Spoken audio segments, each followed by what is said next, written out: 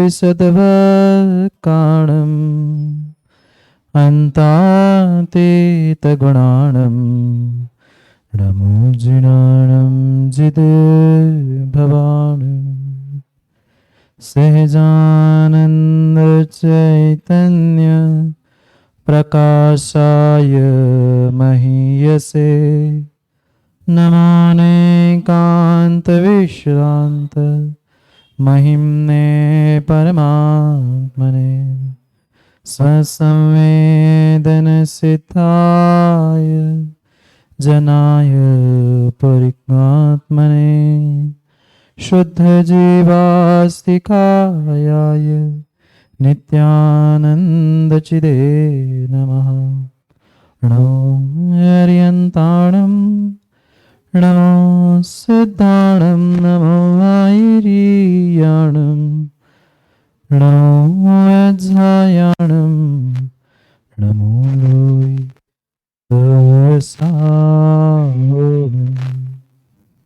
पंच परमेष्ठ भगवान के परम पूज्य आचार्य भगवान कुंद कुंद स्वामी, पूज्य आचार्य स्वामी, परम पूज्य आचार्य भगवान जयसेन स्वामी की, परम पूज्य आचार्य भगवान गुरुवर विशुद्ध सागर जी महाराज के, सनातन जैन धर्म की।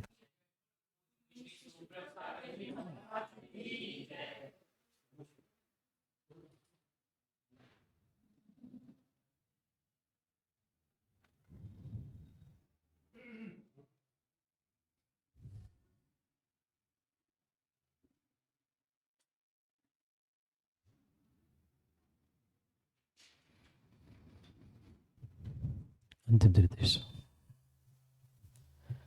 अंतिम निर्देश। वर्धमान स्वामी के शासन में हम सभी रास्ते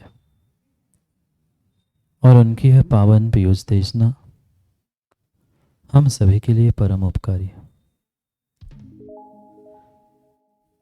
उपकारमयी देशना को समझने के लिए जो अनुयोगों की व्यवस्था बनाई थी, उन अनुयोगों में महान अनुयोग द्रव्यानुयोग और द्रव्यानुयोग के रहस्य को समझने के लिए हम सभी यहाँ पर पंचास्तिकाय ग्रंथ का स्वाध्याय कर रहे थे। भव्यात्माओं, आचार्य प्रवर कुंद कुंद स्वामी ग्रंथराज पंचास्तिकाय में हम सभी भव्यों के लिए महान उस 5 अस्तिकायों के निमित्त से वस्तु स्वरूप का व्याख्यान कर रहे, और जहाँ वस्तु स्वरूप का व्याख्यान था वहाँ गुण पर्यायों को समझना परम आवश्यक था। और इसी कारण से यहाँ गाथा नंबर 16 में आचार्य प्रवर हमें जीव की मुख्यता से उस 5 अस्तिकाय और 6 द्रव्य आदि के गुण और पर्यायों का व्याख्यान कर। सभी द्रव्यों में महान द्रव्य जीव द्रव्य, और उस जीव द्रव्य की मुख्यता से हमने 2 गुण और अनेक पर्याय समझे। 2 गुण चेतना और उपयोग रूप थे। चेतना के 2 भेद, उपयोग के 2 भेद, शुद्धाशुद्ध, सविकल्प निर्विकल्प। इस प्रकार से हमने गुण की व्याख्या समझी। फिर पर्याय के विषय में हमने निर्णय करते हुए आचार्य जयसेन स्वामी की टीका में विशेष पर्यायों का विस्तार से व्याख्यान समझना प्रारंभ किया। अपनी तात्पर्य वृत्ति टीका में जयसेन स्वामी उन पर्यायों को समझाते हुए 2 प्रकार की पर्यायों को पहले कहते हैं, एक द्रव्य पर्याय, एक गुण पर्याय। द्रव्य की निमित्त से द्रव्य के परिणमन रूप जो पर्याय दिख रही है वह द्रव्य पर्याय, और गुण के निमित्त से गुण की मुख्यता से जो दिख रही है वह गुण पर्याय। द्रव्य पर्याय के भी 2 भेद हमने समझे थे, सजातीय विजातीय। पुनः उस गुण पर्याय के भी कल हमने भेद समझे थे, स्वभाव रूप विभाव रूप। जब भी स्वभाव की, सजातीय आदि की व्याख्या प्राप्त होगी, वहां परिपूर्ण रूप से हमें उस अगुरुलघु गुण का परिणमन समझने की वह आवश्यकता थी। और उस अगुरुलघु गुण को भी संक्षेप में कल हमने समझा था। अब उसी टीका में आचार्य भगवंत और दो प्रकार की पर्यायों को समझाते हैं, जहां अर्थ पर्याय और व्यंजय पर्याय के भेद से हमें आज समझनी है। पढ़ते हैं गाथा नंबर 16 की तात्पर्य वृत्ति व्याख्या आचार्य भगवंत जयसेन स्वामी। कल जहां हमने एक पैराग्राफ छोड़ा था, उसके आगे के पैराग्राफ से, परिच्छेद से हमें समझना है। अथवा द्वितीय प्रकारेण अर्थ व्यंजन पर्याय रूपेण द्विधा पर्याया भवन्ति। मिल गया अगला परिच्छेद, अगला पैराग्राफ। अथवा द्वितीय प्रकारेण अर्थ व्यंजन पर्याय रूपेण द्विधा पर्याया भवन्ति। पर्याय कितने प्रकार की? दो प्रकार की। दूसरे प्रकार से, पहले प्रकार से दो प्रकार की बताई, द्रव्य पर्याय और गुण पर्याय। अब दूसरे प्रकार से अर्थ और व्यंजन रूप से दो प्रकार की पर्याय भवन्ति यानी होती है। तत्रार्थ पर्यायः सूक्ष्म क्षण क्षायण तथा वाग्गोचरा विषया भवन्ति। अर्थ पर्याय कैसी है, समझ में आ रहा है? एक एक शब्द समझने की आवश्यकता है। अत्र अर्थ पर्यायः सूक्ष्मः। अर्थ पर्याय कैसी है? सूक्ष्म। पहला विशेषण।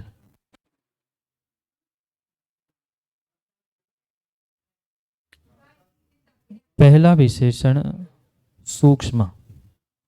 क्षण क्षयिण यानी क्षणिक है। दूसरा विशेषण क्षणिक है। तीसरा वह अवाक गोचरा कैसी है? वह वचनों के अगोचर है। एक एक बात समझना। पर्याय के दो भेद समझ में आए? जो जहां आएगा बैठ जाओ, दूसरों को डिस्टर्ब नहीं करो, नहीं तो गेट बंद कर दो।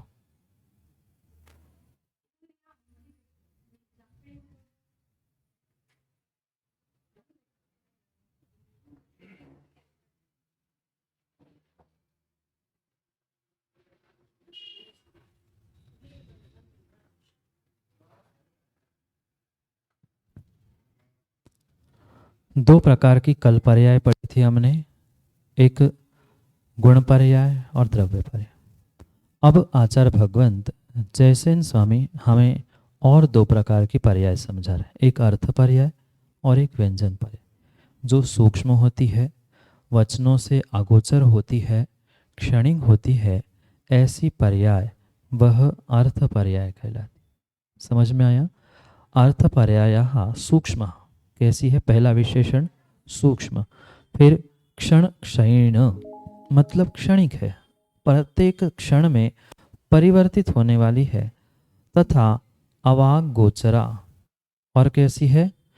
वचन के अगोचर यानी अवक्तव्य, जिसे कहा नहीं जा सकता, ऐसे वचन से अगोचर। वाक गोचरा, अवाक गोचर, वाणी से, वचनों से, शब्दों से जिसे नहीं कहा जा सकता पर जो होती है, ऐसी वह अव्यक्त रूप से जिसका विषय नहीं बनाया जा सकता, इसलिए अविषया। विषय किसे कहा? पुनः पहुंचते हैं, माँ ये विषय है, ये विषय है, ये विषय है, ये विषय है। क्यों कहा विषय? विषय क्यों कहा? क्योंकि इंद्रियों से जो ग्रहण किया जाता है उसे विषय कहते हैं। इंद्रियों से जिसे ग्रहण करना है वो विषय है। तो अविषया यानी जो विषय नहीं बनता, विषय नहीं बनता मतलब इंद्रियों के अगोचर है। चार विशेषण समझ में आए? सूक्ष्म है, दूसरा विशेषण क्षणिक है, तीसरा विशेषण वचनों के अगोचर है, अवक्तव्य है, अव्यक्त है, और चौथा विशेषण विषया, अविषया। कैसा है? अविषया, यानी जो इंद्रियों के गोचर नहीं है। समझ में आए? 4 विशेषण, सूक्ष्म, क्षणिक, अवाक गोचर और इंद्रियों का अविषय, यानी इंद्रियों के गोचर नहीं है। जो ये अर्थ पर्याय का परिणमन प्रत्येक द्रव्य में हो रहा है, वह आंखों से, किसी इंद्रियों से ग्रहण करने में नहीं आता, पर फिर भी होता है। इसलिए वह सूक्ष्म है और प्रत्येक क्षण में नष्ट हो रहा है, इसलिए तो सूक्ष्म और वह इंद्रियों से ग्रहण करने योग्य नहीं कहा। आई बात समझ में? हाँ, वह जो अर्थ पर्याय का परिणमन है वह मात्र केवली के ही गम्य है, पर हमारे गम्य हुकुमचंद जी नहीं है क्या? मेरे तो है, मेरे तो गम्य है। हम ऐसा नहीं कह सकते कि यह विषय हमारे गम्य नहीं है। केवली के गम्य प्रत्यक्ष है और मेरे गम्य परोक्ष है। जब आगम में कहा है कि ऐसा परिणमन है और हमने आगम को माना है, तो वह परोक्ष रूप से हमारे गम्य है, इंद्रिय गम्य नहीं है। अंतर है, इंद्रिय गम्य नहीं है पर परोक्ष रूप से, क्योंकि हमारे लिए आगम परोक्ष प्रमाण है और उस परोक्ष प्रमाण की अपेक्षा से वो मेरे लिए जानने योग्य है, श्रद्धा करने योग्य है। कल उस दिन भी हमने पढ़ा था, आज्ञा सिद्धम तद्ग्राह्यम नान्यथा वादिनो जिना। जिनेंद्र भगवान अन्यथा नहीं होते, इसलिए सूक्ष्म बातें हमें स्वीकार है, इसलिए उन पर श्रद्धान है, उनकी आज्ञा मान्य है, इसलिए हम उसे स्वीकार कर रहे हैं। वह हमारे भी गम्य ही विषय है, पर इंद्रियों का विषय नहीं है, इसलिए अविषया लिखा। समझ में आया? इंद्रियों में मन भी है, अनिंद्रिय भी है। तो 2 बातें समझी थी हमने, इंद्रिय और अनिंद्रिय, और तीसरा अतीन्द्रिय। जो इंद्रियों से रहित है वह अतीन्द्रिय है, वह केवली गम्य विषय था। फिर अनिंद्रिय यानी मन था और इंद्रिय यानी 5 इंद्रिय। तो इंद्रियों का विषय नहीं है, पर हम श्रद्धा का विषय या परोक्ष प्रमाण का विषय बना सकते हैं, क्योंकि आगम में लिखा है। पर हम आगम रूपी परोक्ष प्रमाण से जान रहे हैं, वह पर्याय को डायरेक्ट, इसकी अर्थ पर्याय को नहीं पकड़ रहे हैं, पर केवली प्रत्यक्ष रूप से जान रहे हैं। हम आगम प्रमाण से जान रहे हैं, यहां लिखा है इसलिए है, पर इधर क्या हो रहा है नहीं जानते। आया समझ में? आगे बढ़ते। व्यंजन पर्यायः पुनः स्थूला चिरकाल स्थायिनो भवन्ति। स्वभाव व्यंजन पर्यायो नहीं। वाक् गोचराश्च छद्मस्थ दृष्टि विषयाश्च भवन्ति। मिल गया? व्यंजन पर्यायः पुनः, पुनः यानी उसके बाद। व्यंजन पर्याय कैसी? स्थूल, सूक्ष्म के विरुद्ध स्थूल, क्षणिक के विरुद्ध चिरकाल। एक एक शब्द पढ़ो, नित्य नहीं है। चिरकाल, लंबे समय तक, प्रतिक्षण नष्ट होने वाली, और चिरकाल तक रहने वाली। एक एक समझते हैं। अभी विशेषण पुनः चर्चा करेंगे, पहले टीका के विशेषण करके उसको विस्तार से समझ। पहला विशेषण स्थूल, अब व्यंजन पर्याय चल रही है स्थूल। दूसरा चिरकाल स्थायिनो, चिरकाल स्थायिनो यानी लंबे समय तक रहने वाली। दृष्टांत दे देंगे तो समझ में आ जाएगा। फिर वाक गोचरा, वचनों के गोचर है। पहले अवाक गोचरा कहा था, अब वाक गोचरा होगा। छद्मस्त दृष्टि विषयश्च, छद्मस्त के दृष्टि का विषय है। और ऊपर क्या कहा था? अविषया, अविषय है, इंद्रियों के अविषय है, पर यहां छद्मस्त दृष्टि विषयाश्च भवन्ति। पुनः 4 विशेषण समझ में आए। सूक्ष्म के विरुद्ध, फिर क्षणिक के विरुद्ध, क्षणिक के विरुद्ध चिरकाल स्थायी, फिर तीसरा विशेषण था अवाक गोचर, उसके विरुद्ध वाचक या वक्त या वचनों के गोचर। वह चौथा और क्या हो गया, क्या हो रहा है?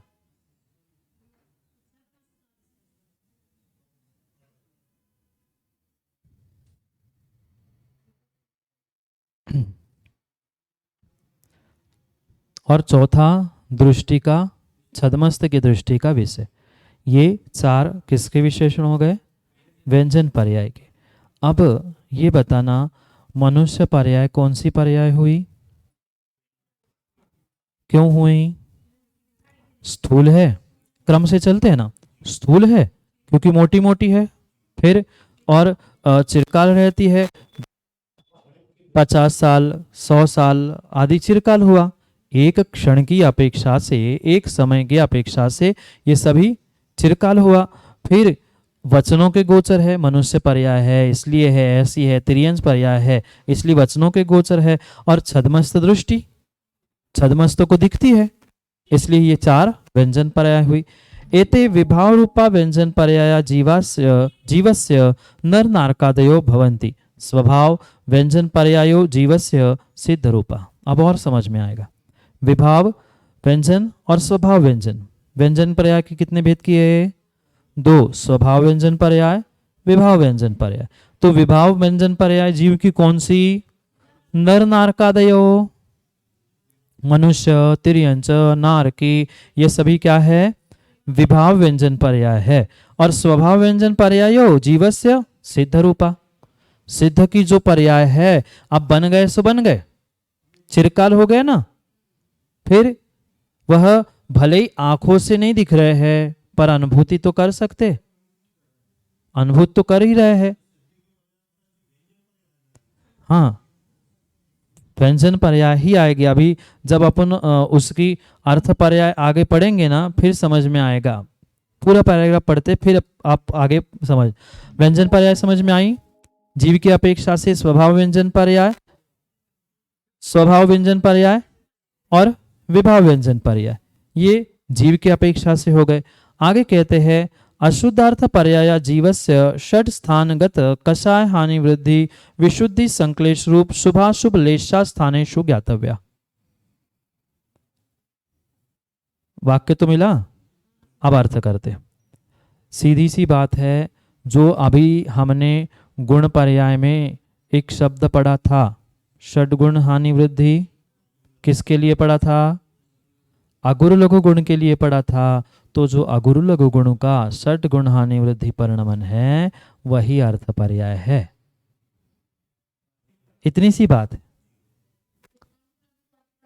अगुरु लघु गण के निमित्त से जो षट गुण हानि वृद्धि रूप परिणमन चल रहा है, वह कैसा चल रहा है?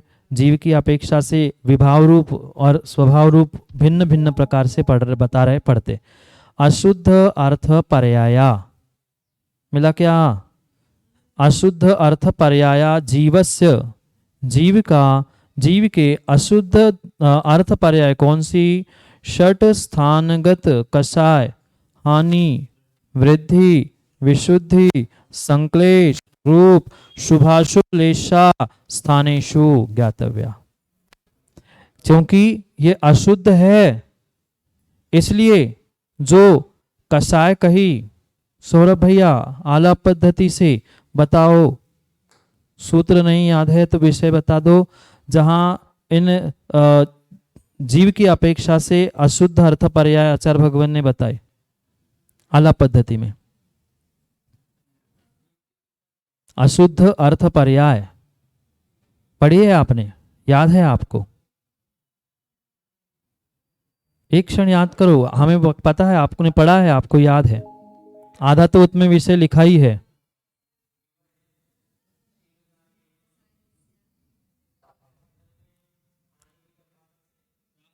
हाँ हाँ, और 4 हो गए और 2 है, और उन्हीं को यहाँ षटगत स्थान लिखा है, षट स्थानगत लिखा है, कषाय और पुण्य पाप। ये इसीलिए उसको आचार्य भगवान ने कही विशुद्धि संक्लेश लिखा, कषाय हानि लिखा। ये षटगत स्थान है, राग द्वेष कषाय मिथ्यात् पुण्य और पाप, ये 6 स्थानों में जो जीव का सूक्ष्म परिणमन भीतर चल रहा है, प्रति समय चल रहा है, वह कौन है? वह अशुद्ध अर्थ पर्याय। समझ में आई? यहां वही लिखा, षट स्थानगत कषाय हानि वृद्धि। कषायों की हानि वृद्धि, कभी विशुद्धि, कभी संक्लेशता, कभी कभी अशुभ लेशा आदि रूप जो परिणमन है, वही क्या है? षट स्थान रूप अशुद्ध अर्थ पर्याय है। पहले व्यंजन पर्याय समझ में आई क्या? स्वभाव विभाव रूप सिद्ध और नर नरकादि, विषय पूरा हुआ। अब यहां पर आचार्य भगवंत हमें अर्थ पर्याय के बारे में समझा रहे। अशुद्ध अर्थ पर्याय कौन सी? राग द्वेष, विशुद्धि संक्लेशता, मिथ्यात, कषाय, ये सब कुछ क्या हुआ? अशुद्ध अर्थ पर्याय। क्योंकि राग द्वेष दिखता है क्या? कषाय दिखती है क्या? कषाय का फल दिखता है, पर बता सकते हो ये क्रोध कषाय है, जैसे ये बता सकते ये मनुष्य है, ऐसे ये क्रोध कषाय, ये विशुद्धि, ये संक्लेशता, ये नीललेशा, ये कृष्णलेशा, ये कुछ भी दिखने में नहीं आता, इंद्रियों से ग्रहण करने में नहीं आ रहा। इसलिए हाँ, शरीर जल रहा है ना, पर क्रोध कहाँ है? क्रोध कहाँ है? क्रोध से शरीर जल रहा है कि क्रोध जल रहा है? अंतर समझना। क्रोध से शरीर जल रहा है, आंखें लाल हो रही है, वह गुस्सा कर रहा है, पर गुस्सा भीतर का विषय है, क्रोध न दिखने वाला है। क्रोध जहां प्रकट हो रहा है वह शरीर में दिख रहा। अंतर समझ में आया? शरीर से उसको अभिव्यक्त किया जा रहा है। क्रोध तो भीतर ही था, वह अर्थ ही रूप था, पंजन रूप नहीं था। आगे पढ़ते हैं। पुद्गलस्य विभाव अर्थ पर्याय द्वैणुकादि स्कंदेषु वर्णांतरादि परिणमन रूपा। पुद्गल रूप का, पुद्गल द्रव्य का विभाव अर्थ पर्याय कौन सी? ये सब कुछ सौरभ भाई आपने अलग पद्धति में पढ़ा है, एक एक सूत्र भी रटे हैं आपने, पूरा अर्थ भी याद है। पुद्गल द्रव्य का विभाव अर्थ पर्याय का परिणमन द्वैणुकादि स्कंदेषु वर्णांतरादि परिणाम रूपा। वर्ण से वर्णांतर, रस से रसांतर, गंध से गंधांतर, पर एक पुद्गल परमाणु का नहीं। द्वैणुकादि, दो अणु से आदि जो भी स्कंद बनेंगे, क्योंकि परमाणु शुद्ध है, परमाणु स्वभाव है, और द्वैणुकादि सूक्ष्म तो ठीक है, ये भी सूक्ष्म ही बता रहे, अर्थ ही पर्याय बता रहे, ये कोई व्यंजन पर्याय नहीं बता रहे। पुद्गल की विभाव अर्थ पर्याय दो अणु, द्वैक अणु से लेके पुद्गल स्कंध रूप। आम भी है, आम कितने घंटे बाद हरे से पीला हुआ दिखाई देगा? बदलने के बाद दिखा, पर बदलते हुए नहीं दिखा। पल पल बदल रहा है कि नहीं? तो वो पल पल बदलना ही वर्ण से वर्णांतर, गंध से गंधांतर, रस से रसांतर, ये जो प्रतीक्षण हो रहा है वह पुद्गल का विभाव अर्थ पर्याय रूप परिणमन है। फिर विभाव व्यंजन पर्यायाश्च पुद्गलाश्च द्वैणुकादि स्कंधेष्व चिरकाल स्थायिनो ज्ञातव्या। इधर देखो, ये क्या है? ये क्या है? पुद्गल का स्कंद है, तो ये कौन सी पर्याय हुई? व्यंजन पर्याय हुई। तो व्यंजन भी कौन सी हुई? स्वभाव की विभाव। विभाव क्यों हुई? स्कंद है, वहां विभाव है। शुद्धता अशुद्धता, ये अशुद्ध है कि नहीं? एक परमाणु शुद्ध और स्कंध अशुद्ध, उस अशुद्धि के कारण विभाव व्यंजन पर्याय पुद्गल की द्वय अणुक रूपी स्कंध रूपी, और स्कंधों में रस रसांतर, वर्ण वर्णांतर आदि जो है वो क्या है?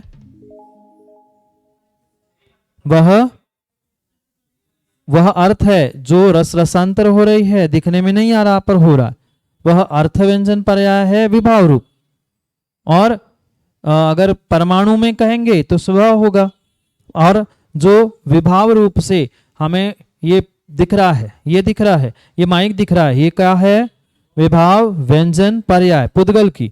ये विभाव व्यंजन पर्याय जीव की, ये विभाव व्यंजन पर्याय पुद्गल की। वह फिर इसमें जो बदलाव हो रहा है, कुछ दिन बाद रंग उड़ जाते हैं कपड़ों के, वस्तुओं के, रंग से रंगांतर हुआ। क्यों हुआ? वह क्षण क्षण बदलता रहा। वो कौन सा परिणमन था? विभाव अर्थ पर्याय व पुद्गल की अपेक्षा से। आ गई बात समझ में? आगे समझते।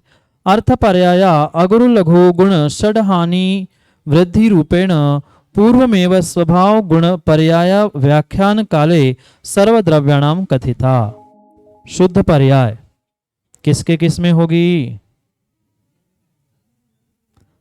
शुद्ध पर्याय किसमें होगी?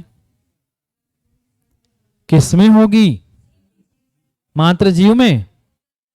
सभी द्रव्यों में शुद्ध पर्याय सर्वद्रव्याणाम कथिता। सभी द्रव्यों में शुद्ध पर्याय होगी। अशुद्ध किसमें होगी? अशुद्ध मात्र 2 में और शुद्ध 6 ही द्रव्यों में होगी। तो कौन सी है वह शुद्ध पर्याय? जीव की नहीं पूछ रहे, हो जान दो उनका।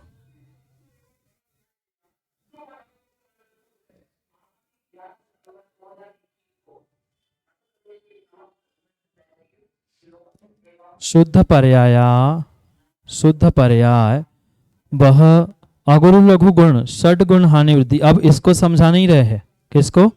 अगुरु लघु गुण और नहीं, क्योंकि हम समझ चुके हैं 3 दिन से। अगुरु लघु गुण षड गुण हानि वृद्धि रूप जो प्रत्येक द्रव्य में परिणमन चल रहा है। चल रहा है क्या? कल भी हमने समझा, परसों भी हमने समझा। वह जो परिणमन चल रहा है वह प्रत्येक द्रव्य की शुद्ध पर्याय है। पहले जीव पुद्गल की समझी, वहां तो विभाव स्वभाव दोनों होगा, शुद्ध शुद्ध दोनों होंगे, पर बचे हुए 6 मतलब 4 और 2, उनमें शुद्ध पर्याय कौन सी है? स्वभाव व्यंजन स्वभाव गुण पर्याय कौन सी है? अगुरु लघु गुण रूपी जो षडगुण हानि वृद्धि रूप से चल रही है, वही स्वभाव गुण पर्याय व्याख्यान काले। व्याख्यान काल कौन सा? अभी पिछले ही परिच्छेद में पैराग्राफ में हमने स्वभाव गुण पर्याय का व्याख्यान किया था क्या? तो उसमें हमने वह अगुरु लघु गुण की पर्याय को षडगुण हानि वृद्धि रूप समझा था। किस किस में? जीव का जीव में, पुद्गल का पुद्गल में, धर्म का धर्म में, आकाश का आकाश में। उसका जो स्वयं का स्वयं में चल रहा है वह उसकी शुद्ध पर्याय है, स्वभाव गुण पर्याय है, वही शुद्ध अर्थ पर्याय है। अर्थ क्यों? सूक्ष्म है, वचन के अगोचर है, वह क्षणिक है और इंद्रियों का विषय नहीं है, इसलिए शुद्ध। क्यों? क्योंकि दूसरे से मिलावट नहीं है, इसलिए वह शुद्ध अर्थ पर्याय हुई। आगे कहते हैं एते चार्थ व्यंजन पर्यायाः पूर्वम जैसीम अत्थि सहाव इत्यादि गाथायाम ये भणिता जीव पुद्गलो स्वभाव विभाव द्रव पर्याय स्वभाव विभाव गुण पर्यायाश्च ये भणितास्तेषु मध्ये तिष्ठन्ति। क्या कहा?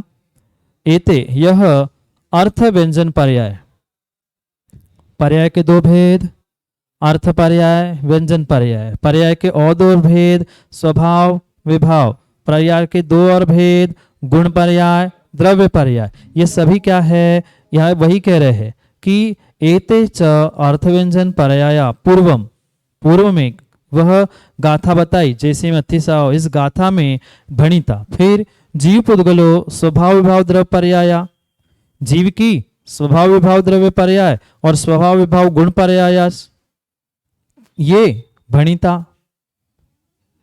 क्या क्या कहा उतना कह रहे हैं, अपन इधर ध्यान दे।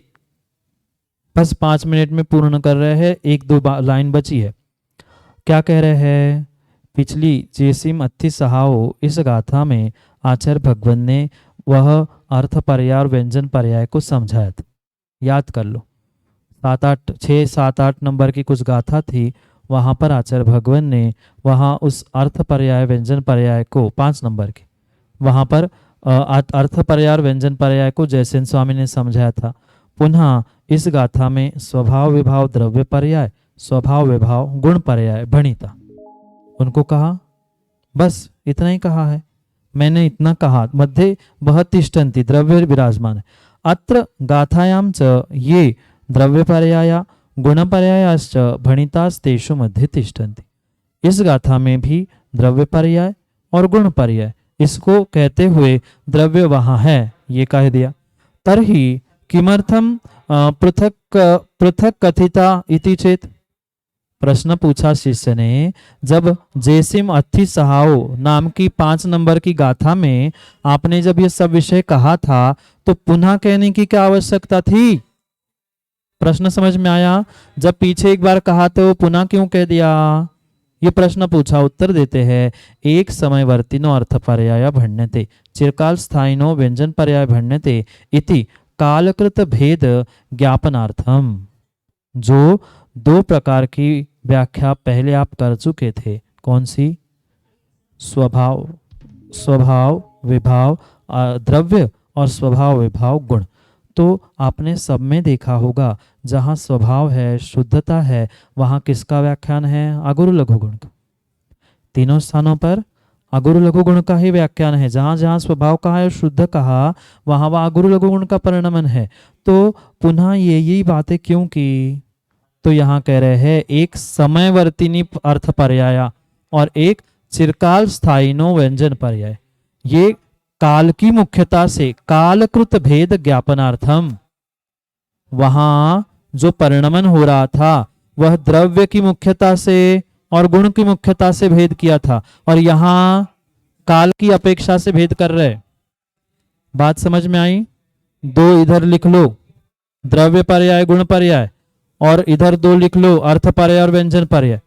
दोनों में स्वभाव का जब भी व्याख्यान होगा वह अगुरु लघु गुण का होगा। विजातीय और अशुद्ध परिणमन कहेंगे। जीव की विजातीय द्रव्य पर्याय कौन सी?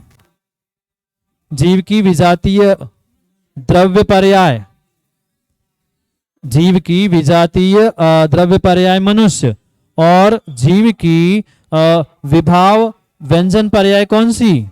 विभाव व्यंजन पर्याय में इशारा तो कर रहा हूं। विभाव व्यंजन, स्वभाव तो सिद्ध हो गई, विभाव व्यंजन पर्याय भी नर नारकादि। स्वभाव क्या हुआ? अगुरु लघु गुण हुआ। विभाव क्या हुआ? नर नारकादि हो गया। पुद्गल का द्वैणुकादि हुआ। वही द्रव्य पर्याय है, वही व्यंजन पर्याय है। जो गुण पर्याय है वही अर्थ पर्याय है। फिर 2 बातें क्यों की? बात आई क्या समझ में? द्रव्य पर्याय बराबर व्यंजन पर्याय, गुण पर्याय बराबर अर्थ पर्याय। तो ये बातें जब पहले अर्थ द्रव्य और गुण रूप कही थी तो पुनः कहने की क्या आवश्यकता? तो वहां गुण और द्रव्य की मुख्यता थी और यहां पर काल की मुख्यता है। कैसे? अर्थ पर्याय के वह एक समय की और व्यंजन पर्याय चिरकाल रहने वाली। तो कालकृत भेद ज्ञापनार्थम, कालकृत भेद को कहने के लिए ये दूसरे प्रकार से कहा है। बात समझ में आई क्या? आप घर जाके माँ 10 दिन में इतना काम कर लो कि टेबल बना लो, पर्याय कितने कितने प्रकार के, उस पर्याय को फिर जोड़ लेना, उदाहरण भी लिखना ब्रैकेट में, फिर समझ में आएगा कि वह व्यंजन पर्याय जो है विभाव व्यंजन पर्याय ही हमारे लिए विभाव द्रव्य पर्याय का दृष्टांत है। ऐसे जीव का भी पुद्गल का भी। तो फिर समान है तो कहने का अंतर क्या था? एक कालकृत भेदों को समझा रहा है और एक द्रव्य और गुण के भेद को समझा रहा है, इसलिए अलग कहा है, वैसे अलग नहीं है।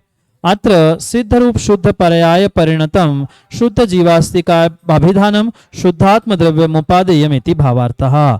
इस प्रकार से सिद्ध शुद्ध जो पर्याय में परिणत शुद्ध जीवास्तिका रूप जो शुद्धात्मा द्रव्य है वही उपादेयम इति, वह वही शुद्धात्मा और ये भी शुद्धात्मा, ये निश्चय से और वो व्यवहार से दोनों ही हमारे लिए उपादेय है, अन्य हेय है, बाकी सब छोड़ने योग्य है। समझ में आया? कौन उपादेय है? निश्चय से शुद्ध और निश्चय से शुद्ध, व्यवहार से वो शुद्ध और निश्चय से ये शुद्ध। ऐसे शुद्ध सिद्ध रूप परिणत जीवात्मा ही हमारे लिए उपादेय है, अन्य नहीं। यह भावार्थ हुआ। इस प्रकार से 16 नंबर की गाथा हमारी यहाँ पूर्ण हुई। आगे पुनः 20 तारीख को यथा समय उस समय पंचाशी काय को पुनः समझेंगे, क्योंकि 10 दिन पर्युषण में हमें तत्वार्थ सूत्र की कक्षा को 2:30 बजे से समझना है। उसी समय पर समय को समझने के लिए पुनः समय पे मिलते हैं, क्योंकि समय पे किया गया काम समय को दिलाता है। बोले भगवान महावीर स्वामी की। नमो रिंताणम।